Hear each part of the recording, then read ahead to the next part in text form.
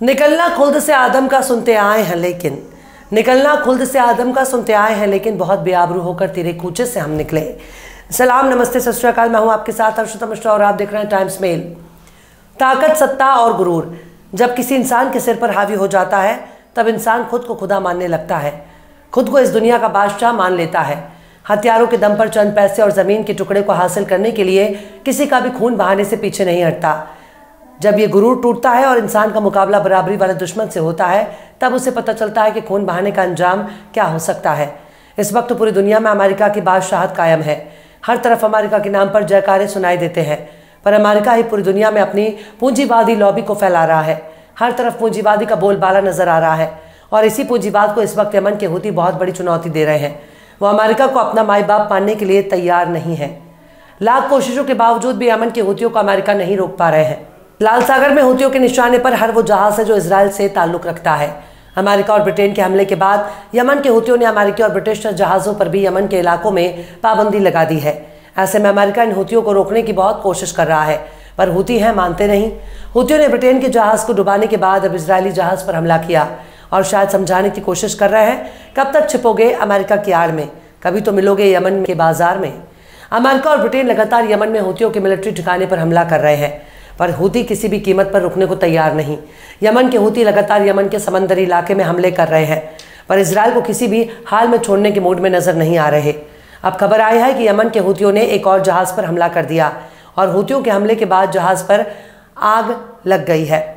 यह हमला ऐसे वक्त में हुआ जब कुछ दिनों पहले यमन के हूतियों ने ब्रिटिश मालवाहक जहाज़ रूबी मार्ग पर हमला किया, जिसके नतीजे में जहाज़ बुरी तरह से बर्बाद हो गया। कुछ दिन के बीतने के बाद खबर आती है कि जहाज़ अब डूबने के कगार पर पहुंच चुका है। लेकिन हैरानी की बात यह है कि समंदरी इलाके में अमेरिकी और ब्रिटेन गश्त कर रहे हैं। उनके पास नौसेना मौजूद है, फाइटर जेट मौजूद है, उनके पास मौका है कि वो डूबते हुए जहाज़ को बचा सके।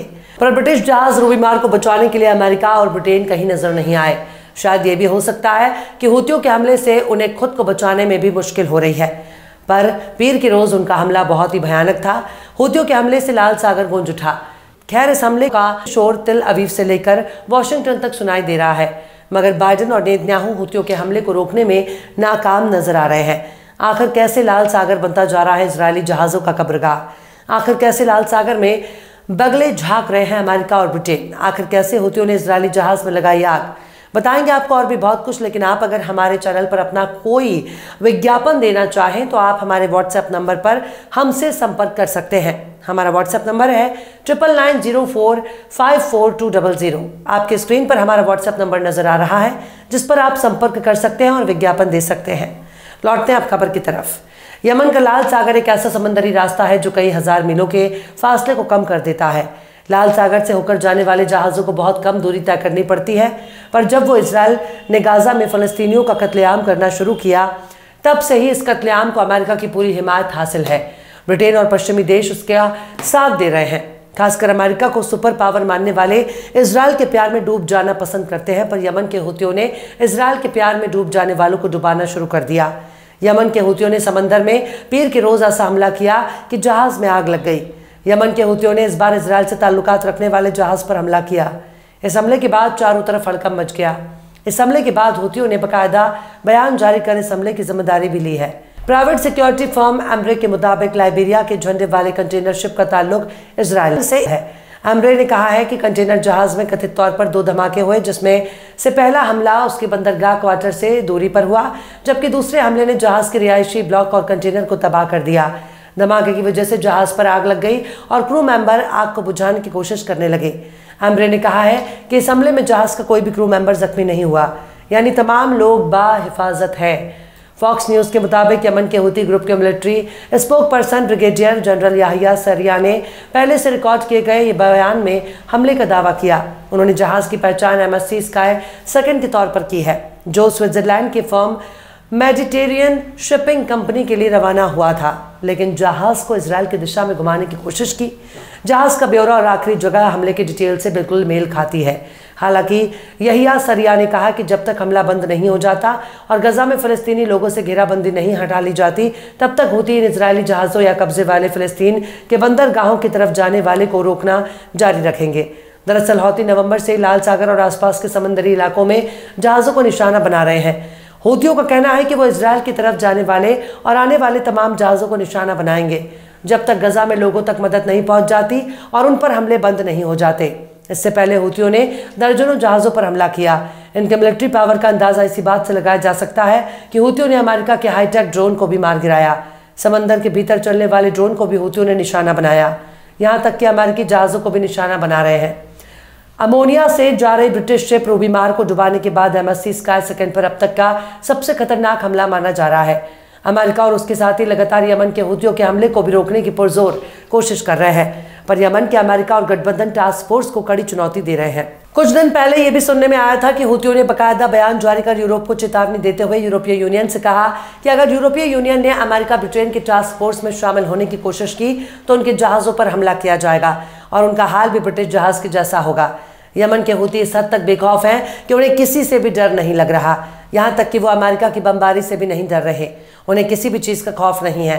अमेरिका और ब्रिटेन लगातार यमन में हमला कर रहे हैं, पर उनके हमलों का यमन के हूतियों पर कोई असर नहीं हो रहा। यहाँ तक हूतियों ने अमेरिका और ब्रिटेन के हमले के बाद ऐलान कर दिया कि वो पहले सिर्फ इजराइल जाने और इजराइल से आने वाले जहाज़ों पर हमला किया करते थे, पर अब अमेरिका और ब्रिटेन के जहाज़ों पर भी हमला करेंगे। उन्होंने बयान जारी कर अमेरिका और ब्रिटेन के जहाज़ को यमन के इलाके में बैन कर दिया। वहीं गजा की बात की जाए तो इजराइल हमले में अब तक 30,600 से ज़्यादा लोगों की मौत हो चुकी है। गजा के स्वास्थ्य मंत्रालय का कहना है कि बीते 24 घंटे में कम से कम 97 फिलिस्तीनियों की मौत हो चुकी है और 130 लोग जख्मी हो चुके हैं। इसके साथ ही 7 अक्टूबर से इजरायली हमले में 72,000 से ज़्यादा लोग घायल हो चुके हैं। वहीं अल जजीरा के मुताबिक यूनिसेफ ने कहा कि गजा में बच्चे इस जंग की सबसे भारी कीमत चुका रहे हैं।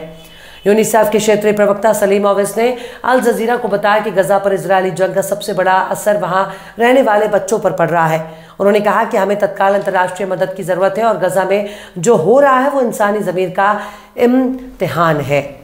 इसके साथ ही सलीम ओवैस ने कहा कि उत्तरी गजा तक मदद की कमी की वजह से बच्चों की सेहत पर बुरा असर पड़ रहा है।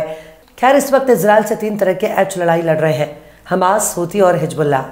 देखना होगा कि इस जंग का अंजाम क्या होगा। बहरहाल चलते चलते आखिर में रहबर जौनपुरी ने भी क्या खूब फरमाया है, मुकद्दर है फ़ज़ाए आलम इम्कान सियासत से, मुकद्दर है फ़ज़ाए आलम इम्कान सियासत से, बहुत बेआबरू है आजकल इंसान सियासत से। फिलहाल इस वीडियो में बस इतना ही। ये वीडियो आपको कैसा लगा कमेंट बॉक्स में आप ज़रूर बताइएगा। वीडियो पसंद आए तो लाइक करें। हमारे वीडियो लिंक को फेसबुक, ट्विटर, व्हाट्सएप पर अपने रिश्तेदार, यार, दोस्तों को भी शेयर करें और बेबाक, निष्पक्ष, स्वतंत्र पत्रकारिता को सपोर्ट करने के लिए आप हमारे चैनल टाइम्स मेल को ज़रूर से सब्सक्राइब करें और हाँ, बेल आइकन की घंटी वाली बटन भी आप ज़रूर से दबा दें ताकि आपको हमारे आने वाले नए वीडियो की नोटिफिकेशन फ़ौरन ही मिल जाए। फिर मिलता है किसी और वीडियो में एक नई खबर के साथ। हर्षिता मिश्रा को दीजिए इजाज़त। जय हिंद। तो देख लिया आपने हमारे इस वीडियो को। हमें उम्मीद है कि आपने हमारे वीडियो को लाइक किया होगा और दूसरों को भी शेयर किया होगा। अगर अभी तक आपने हमारे चैनल टाइम्स मेल को सब्सक्राइब नहीं किया है तो जल्दी से सब्सक्राइब कर दें और बेल आइकन भी प्रेस कर दें।